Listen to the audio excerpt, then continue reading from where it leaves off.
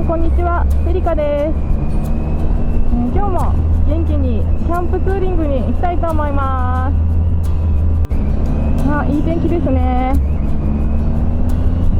まだね、家から数十分しか走ってないんですけどね、もう汗ばんできました。なんか今年は梅雨入りも早いとのことなので、梅雨入り前最後のいいお天気でのキャンプになるのかなと思います。今日はですね、千葉県柏市にあります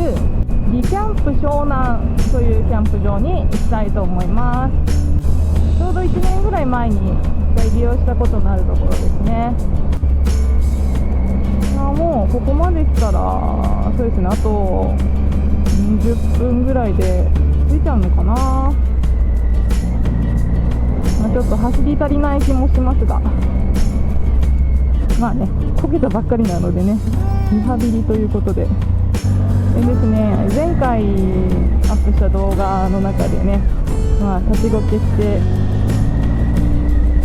バイクを損傷させたんですけどね、皆様ご心配のコメントたくさんいただきましてありがとうございました。もうコメントほぼ立ちこけについてね、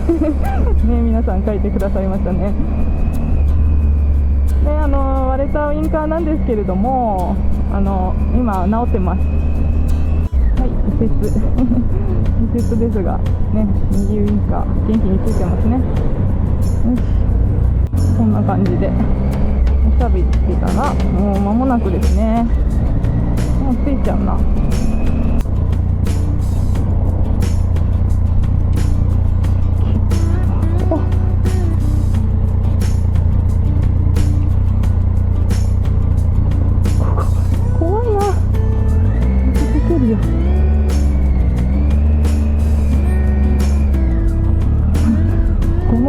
いつも怖い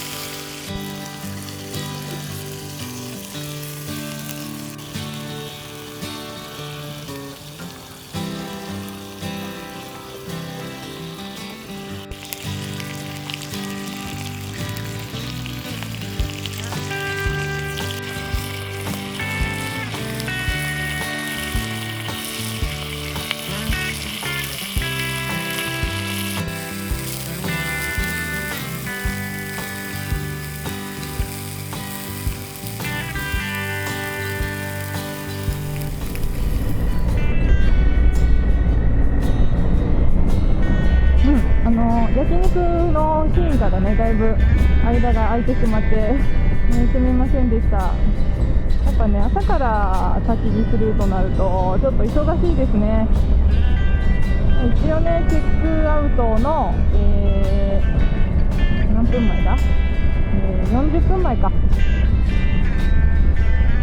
には撤収できて今出発した形なんですけど、